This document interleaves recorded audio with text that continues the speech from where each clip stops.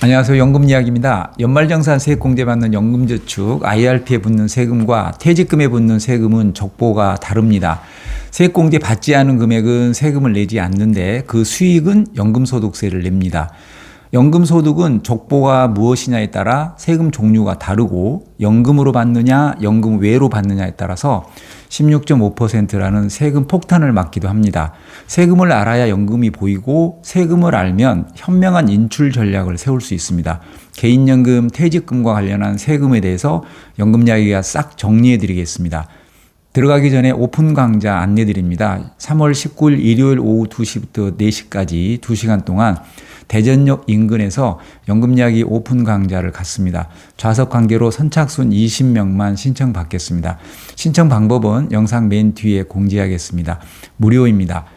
연금이지만 세금을 내는 게 있고 안 내는 게 있습니다. 안 내는 걸 비과세라고 합니다. 납입할 때 세금 혜택을 받지 않은 연금보험, 변액연금 등이 대표적인 비과세입니다. 10년을 채우지 못해도 연금 세금은 없습니다. 연금저축과 적립 IRP는 세액공제 혜택을 받았기 때문에 연금 탈 때 세금을 냅니다. 세금을 내는 연금 중 퇴직금을 제외하고 모두 연금소득세를 냅니다. 연금저축보험, 연금저축펀드, 연금저축 신탁, 적립 IRP 원금과 수익, 그리고 퇴직급여에서 발생한 수익은 연금소득세를 냅니다. 퇴직급여 원금만 퇴직소득세를 냅니다. 좌측에 있는 건 모두 연금소득세이고 퇴직급여 원금만 퇴직소득세를 냅니다. 그런데 여기서 연금으로 받았느냐, 연금 외로 받았느냐로 구분합니다. 1그룹에서 연금으로 받으면 연금소득세를 내고 연금 외로 받으면 16.5% 기타소득세를 냅니다. 1그룹에서 연금 외로 한꺼번에 많이 찾으면 큰일 나겠죠. 1억이라면 세금으로 1,650만 원이 날아갑니다. 2그룹은 1그룹처럼 살벌하진 않습니다. 연금으로 받으면 세금을 30% 깎아주고 연금 외로 받으면 내야 할 세금 다 내는 것입니다. 연금 수령 시 퇴직소득세 70%, 연금 외 수령 시 퇴직소득세 100% 다 내는 것입니다. 연금소득세는 내가 찾은 금액을 기준으로 5.5% 세금을 부과합니다. 예를 들어 적립금 1억 중 연간 1,000만 원을 찾았다면 55만 원을 냅니다.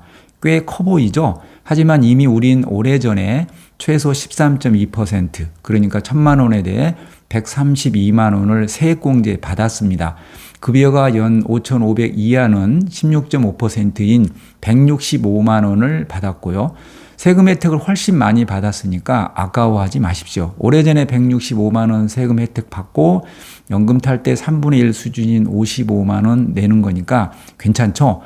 연금 소득세는 무조건 5.5%인가요? 아닙니다. 70세부터는 4.4%, 80세부터는 3.3%입니다. 70세에 1,000만 원을 찾았다면 44만 원만 내고 80세부터는 33만 원만 냅니다. 늦게 찾으면 세금은 줄어듭니다. 조금 더 들어가 볼까요? 세액공제 받은 연금저축 펀드 5천만 원, 적립 IRP 5천만 원, 세액공제 받지 않은 금액 1,000만 원, 총 1억 1,000만 원이 적립되었고 여기서 발생한 운용수익이 1,000만 원이라고 가정해 보겠습니다. 그럼 총 1억 2천만 원이네요. 55세 이후 이걸 모두 IRP에 통합했다고 가정해 보겠습니다. 55세 이상이면 연금저축과 IRP 간 상호 이체가 가능하다고 했죠.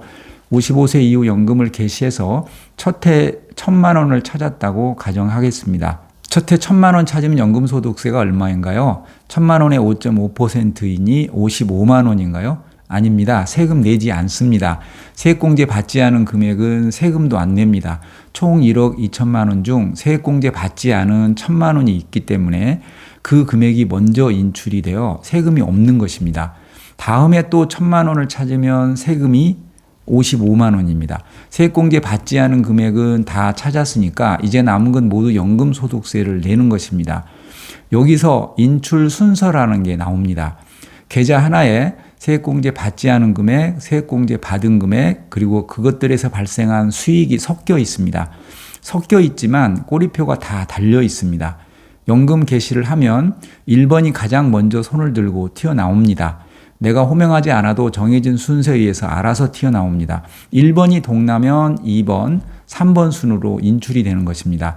그래서 첫 해 1,000만 원은 1번이기 때문에 세금을 내지 않는 것입니다. 지금까지 설명은 연금으로 받았을 경우입니다. 연금 외로 받으면, 즉 수령 한도를 초과해서 한꺼번에 목돈을 찾으면 세금이 달라집니다. IRP 계좌에 있는 퇴직급여는 없고 세액공제 받은 금액과 그 수익이 총 1억 2천만 원이 있다고 가정하겠습니다. 연금 개시 2년 차에 한꺼번에 7천만 원을 찾았다면 세금이 얼마일까요? 2년 차 연금 수령 한도가 얼마인가요? 1억 2천만 원 나누기 11-2년 차 곱하기 120% 하니까 1,600만 원이네요. 이 금액만 찾았다면 1,600만 원의 5.5%인 88만 원만 내면 되는데 7천만 원을 찾았으니까 각오해야겠죠. 7천만 원에서 연금 수령 한도 금액인 1,600만 원을 제외한 5,400만 원은 16.5% 기타 소득세를 내야 합니다. 얼마죠? 891만 원입니다. 그러니까 1,600만 원의 5.5%인 88만 원과 5,400만 원에 대한 기타 소득세 891만 원을 더하면 총 979만 원을 세금으로 내야 합니다. 설마 종합과세까지 당하면서 이렇게 세금 물고 찾는 사람 없겠죠. 근데 실제 이렇게 구분해서 세금 깎아주는 금융사가 드뭅니다. 아마 모두 16.5% 내라 할 겁니다. 실제 거래하시는 금융사의 이런 사례로 상담해 보십시오. 이렇게 계산해 주는지. 모르면 당하고 알아도 금융사 시스템이 안 따라주면 몽땅 기타 소득세 낼 수도 있습니다. 체크해 보십시오.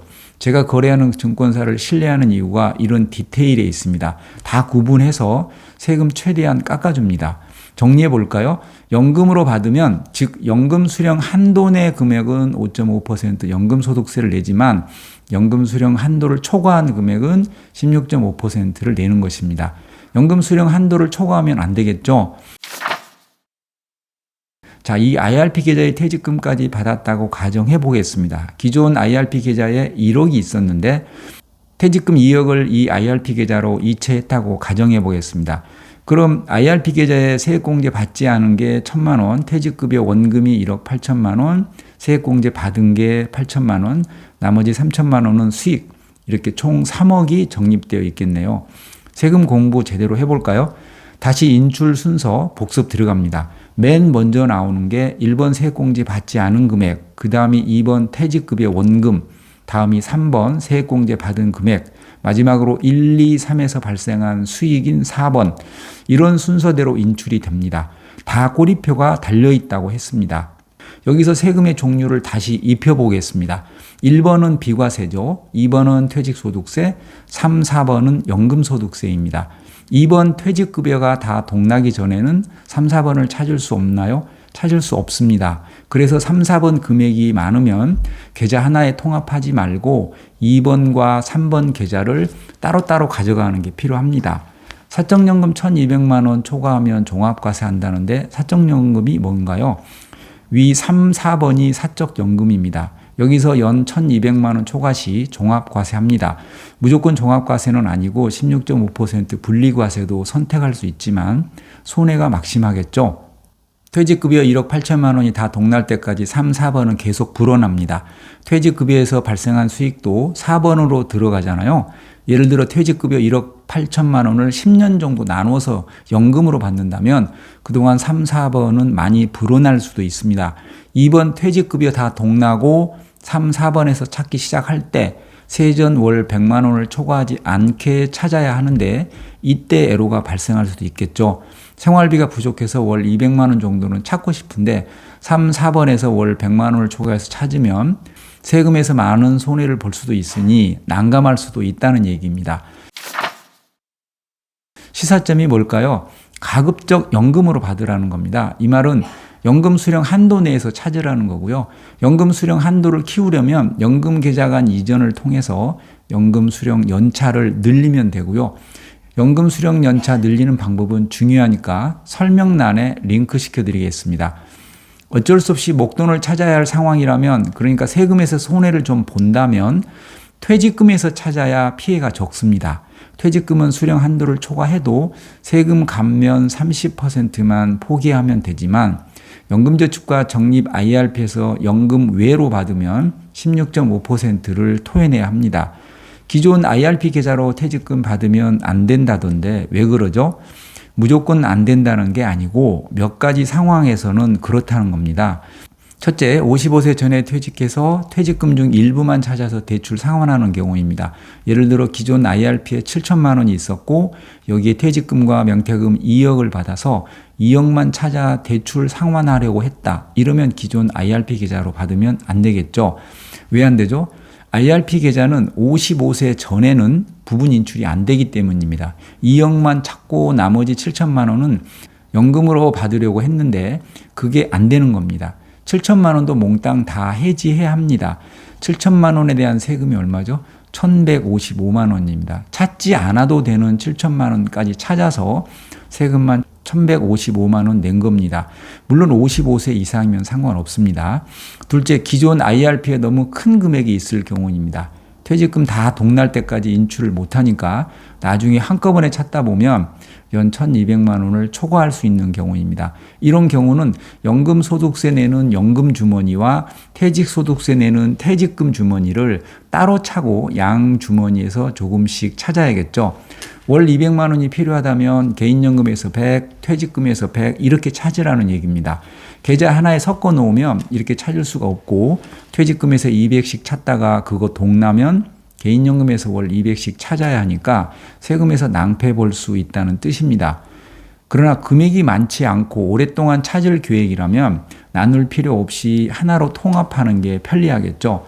연금자산 운용하는 금융사가 여러 군데 있으면 그것도 은근 불편합니다. 같은 금융사에 하나는 연금저축 펀드 계좌에 하나는 IRP 계좌에 이렇게 운용하거나 IRP에 통합하는 게 운용하는 데는 편합니다. 연금 세금 총 정리하겠습니다. 먼저 족보를 구분해야 합니다. 세액공제 받지 않은 거, 받은 거, 퇴직급여, 그리고 그들의 수익 이렇게 네 가지 족보를 구분하고 이걸 연금으로 받았는지 한꺼번에 연금 외에 받았는지 구분하면 끝입니다. 볼까요? 세액공제 받지 않은 건 한꺼번에 아무리 많이 찾아도 비과세입니다. 2번 퇴직급여는 연금으로 받으면 퇴직소득세 30% 깎아주고 연금 외로 받으면 퇴직소득세 다 내면 됩니다. 3, 4번은 연금으로 받으면 5.5에서 3.3% 내고 연금 외로 받으면 16.5% 기타 소득세 냅니다. 이 기본을 머리에 담아 두시고 2번에서 11회차 수령 시부터는 40% 깎아준다. 3, 4번은 70세 이상은 4.4%, 80세 이상은 3.3%로 줄어든다. 3, 4번에서 연 1,200만 원 초과하면 몽땅 종합과세한다. 16.5% 분리과세 선택할 수 있지만 손해가 막심하다. 2번 퇴직급여는 한 해 아무리 많이 찾아도 건보료나 금융소득 종합과세랑 관계없다. 3, 4번은 아직 건보료 부과 안 한다. 복지부 공식 입장은 중장기적으로 한번 생각해 보겠다는 정도다. 연금 세금 정리되셨나요? 연금 이야기 구독하시면 깔끔하게 정리가 됩니다.